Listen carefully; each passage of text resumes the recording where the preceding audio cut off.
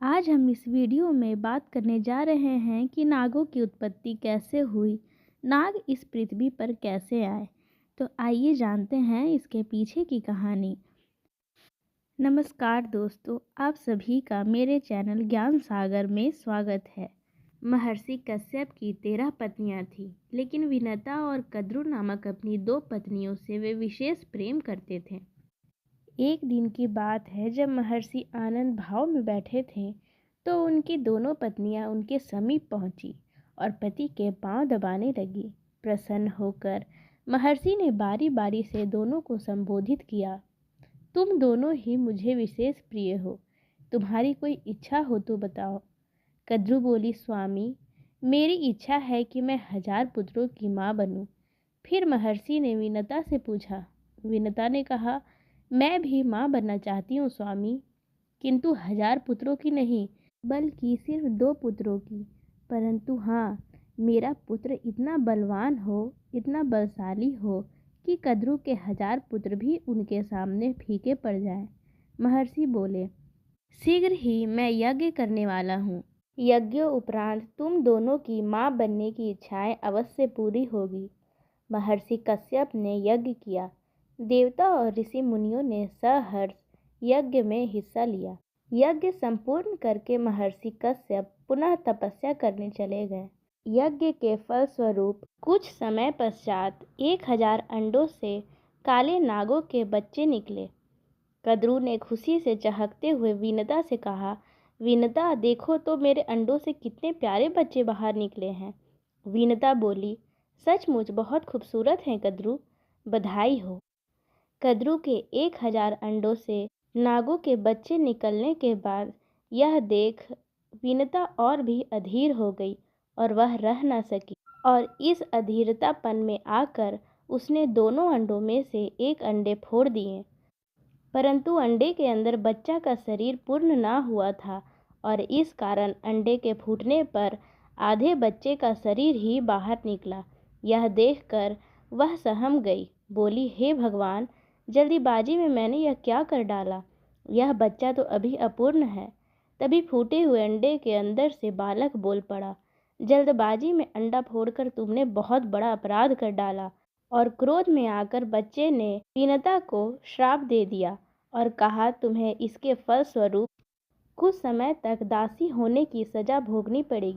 यह सुनकर विनता घबरा सी गई। उसने कहा, हे भगवान, मैंने यह क्या कर डाला। फिर विनता अपने पुत्र से बोली, मुझसे यह बहुत बड़ा भयंकर अपराध हो गया, इसके निराकरण का कोई उपाय बताओ पुत्र। अपूर्ण बालक बोला, दूसरे अंडे को फोड़ने में जल्दबाजी मत करना। यदि तुमने ऐसा किया तो जीवन भर दासता से मुक्त नहीं हो पाओगी, क्योंकि उसी अंडे से पैदा होने वाला तुम्हारा पुत्र तुम्हें दासता से मुक्ति दिलाएगा। इतना कहकर अंडे से उत्पन्न अपूर्ण बालक आकाश में उड़ गया और विनता दूसरे अंडे के पकने तक इंतजार करने लगी। समय पाकर अंडा फूटा और उसमें से एक महान तेजस्वी बालक उत्पन्न हुआ, जिसका नाम गरुड़ रखा गया। गरुड़ दिन प्रतिदिन बड़ा होने लगा और कद्रू के 1000 पुत्रों पर भारी पड़ने लगा, और परिणाम स्वरूप कद्रू और विनता के संबंध दिन प्रतिदिन बिगड़ने लगे। फिर उसके बाद एक दिन की बात है, विनता और कद्रू भ्रमण के लिए निकली थी। कद्रू ने सागर के किनारे दूर खड़े सफ़ेद घोड़े को देखकर विनता से कहा, बता सकती हो विनता, दूर खड़ा वह घोड़ा किस रंग का है। विनता ने कहा, सफ़ेद रंग का। कद्रू बोली, शर्त लगाकर कह सकती हो कि घोड़ा सफ़ेद रंग का ही है, मुझे तो इसकी पूँछ काले रंग की नजर आ रही है। इस पर विनता ने कहा, तुम्हारा विचार गलत है कद्रू, घोड़ा पूँछ समेत सफ़ेद रंग का ही है। दोनों में काफ़ी देर तक बहस छिड़ी रही। आखिर में कद्रू ने कहा, तो फिर हम दोनों में शर्त हो गई, कल घोड़े को चलकर देखते हैं। यदि वह संपूर्ण सफ़ेद रंग का हुआ तो मैं हारी, और यदि उसकी पूँछ काली निकली तो मैं जीत जाऊंगी, और फिर हम दोनों में से जो भी जीतेगी तो हारने वाली को जीतने वाली की दासी बनना पड़ेगा। बोलो, मंजूर है। विनता बोली, मुझे मंजूर है। रात को ही कद्रू ने अपने सर्प पुत्रों को बुलाकर कहा, आज रात को तुम सब उच्च श्रवा घोड़े की पूँछ से जाकर लिपट जाना। ताकि सुबह जब विनता देखे तो उसे घोड़े की पूंछ काली नजर आए। योजनानुसार नाग उच्च श्रवा घोड़े की पूंछ से जाकर लिपट गए। परिणाम स्वरूप सुबह जब कद्रू ने विनता को घोड़े की पूंछ काले रंग की दिखाई तो वह हैरान हो गई। उसने कहा, यह कैसे संभव है? यह कैसे हो गया? कल तो इसकी पूंछ बिल्कुल सफ़ेद थी। कद्रू बोली, खूब तसल्ली से देख लो, घोड़े की पूंछ आरंभ से ही काली है। शर्त के मुताबिक तुम हार चुकी हो, इसलिए अब तुम्हें मेरी दासी बनकर रहना पड़ेगा। विवशतापूर्वक विनता को कद्रू की दासता स्वीकारनी पड़ी। माता को उदास देखकर गरुड़ ने पूछा, क्या ऐसा कोई उपाय नहीं है जिससे आप कद्रू की दासता से मुक्त हो जाएं? विनता बोली, यह तो कद्रू से ही पूछना पड़ेगा। यदि वह प्रसन्न हो जाती है तो मुझे दासता से मुक्त कर देगी। गरुड़ अपनी माता विनता को लेकर कद्रू के पास पहुंचा और कहा, क्या ऐसा नहीं हो सकता कि आप मेरी माता को अपनी दासता से मुक्त कर दे? कद्रू बोली, हो सकता है, बशर्ते कि तुम मेरे पुत्रों को अमृत लाकर दे दो। यह सुनकर गरुड़ सोच में पड़ गया। उसने अपनी माता से पूछा, माँ, अमृत कहाँ मिलेगा जिसे लेकर मैं तुम्हें दासी जीवन से मुक्त कर सकूं? विनता ने कहा, अमृत का पता तुम्हारे पिता बता सकते हैं पुत्र, तुम उन्हीं के पास जाकर पूछो। गरुड़ महर्षि कश्यप के पास पहुंचा। कश्यप अपने पुत्र को देखकर बहुत प्रसन्न हुए। गरुड़ ने उनसे पूछा, पिताश्री, मैं एक बात लेकर आपके पास आया हूँ। मैं जानना चाहता हूँ कि अमृत कहाँ मिलेगा। मैं अमृत लेकर अपनी माता को दासता से मुक्ति दिलाना चाहता हूँ। कृपया मुझे यह बताइए कि अमृत कहाँ मिलेगा। महर्षि बोले, पुत्र, देवराज इंद्र ने अमृत की सुरक्षा के लिए बहुत व्यापक प्रबंध कर रखा है। वहाँ तक पहुँचना बहुत कठिन है। गरुड़ बोले, इंद्र ने चाहे कितनी ही कड़ी सुरक्षा प्रबंध क्यों न कर रखा हो, मगर मैं अमृत ले आऊँगा। आप मुझे सिर्फ उस स्थान का पता बताइए। महर्षि कश्यप ने गरुड़ को इंद्र का पता बता दिया। गरुड़ ने अपने पिताश्री से पूछा, पिताजी, मुझे भूख बहुत लगती है, कृपया मुझे यह भी बता दीजिए कि इस लंबे मार्ग में क्या खाकर अपना पेट भरूंगा। महर्षि बोले, अमृत जिस स्थान पर रखा है उस सरोवर तक पहुंचने में तुम्हें वक्त लग जाएगा। इस बीच समुद्र के किनारे तुम्हें निषादों की अनेक बस्तियां मिलेंगी।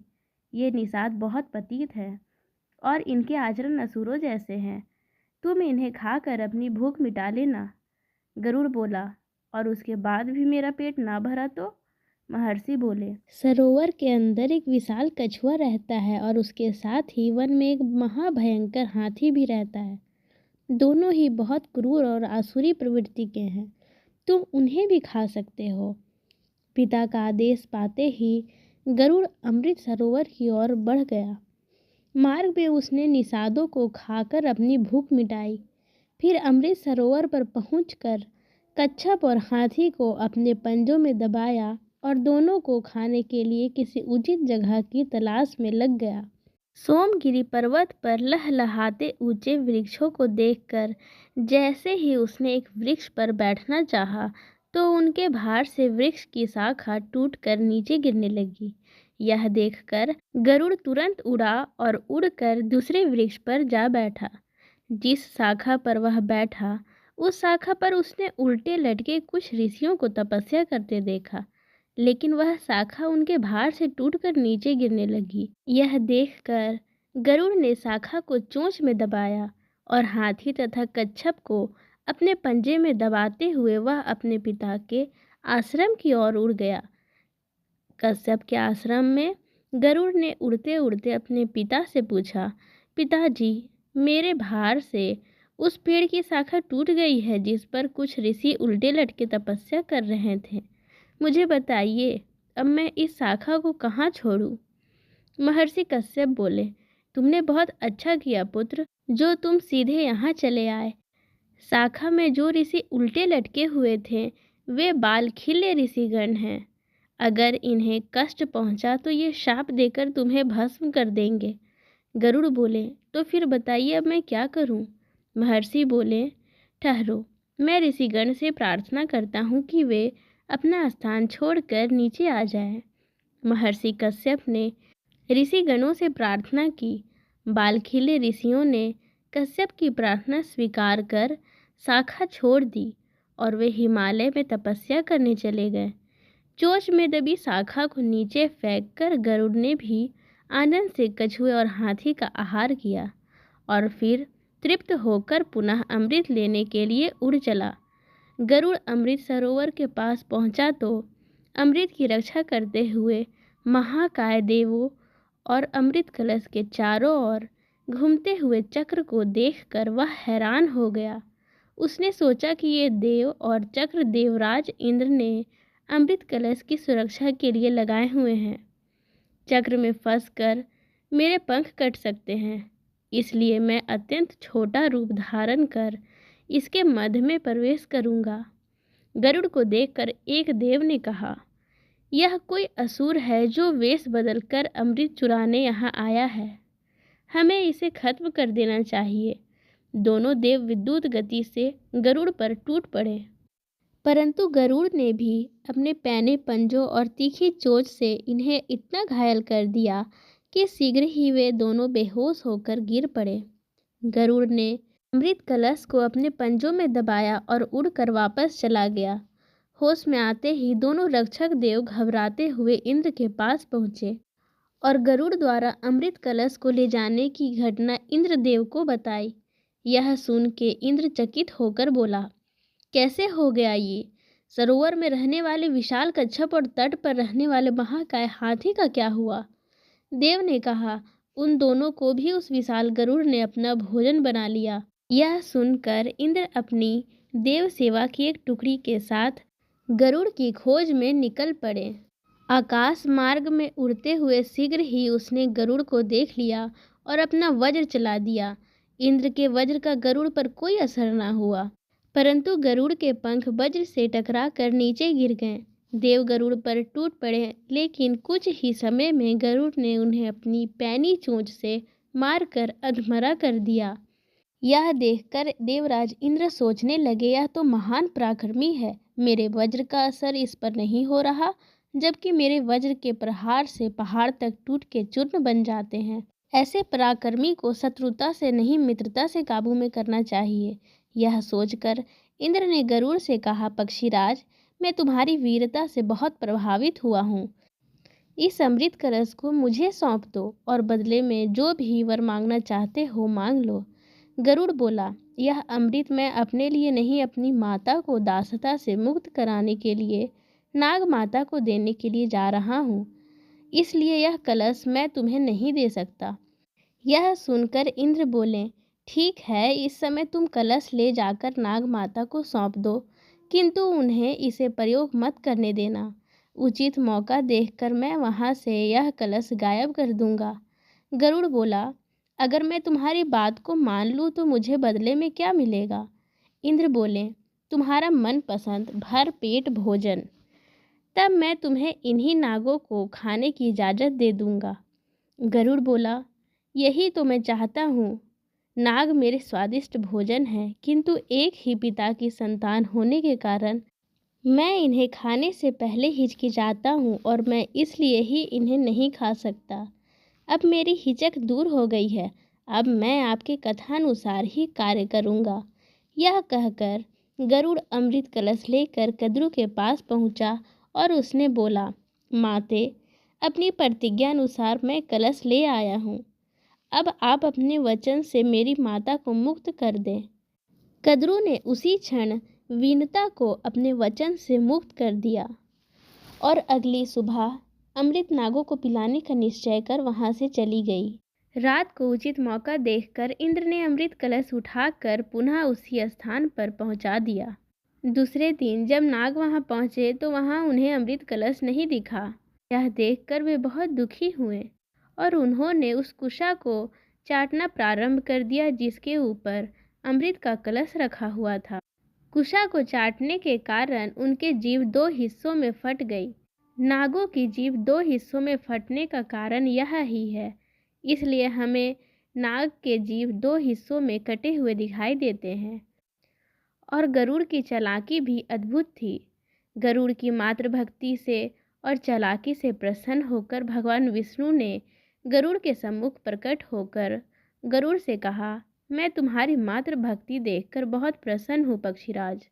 मैं चाहता हूँ कि अब से तुम मेरे वाहन के रूप में मेरे साथ रहो। यह सुनकर गरुड़ बहुत प्रसन्न हुआ और गरुड़ ने कहा, मैं बहुत भाग्यशाली हूँ प्रभु, जो स्वयं आपने मुझे अपना वाहन बनाना स्वीकार किया।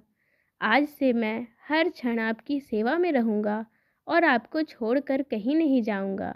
इस तरह उसी दिन से पक्षीराज गरुड़ भगवान विष्णु के वाहन के रूप में प्रयुक्त होने लगे।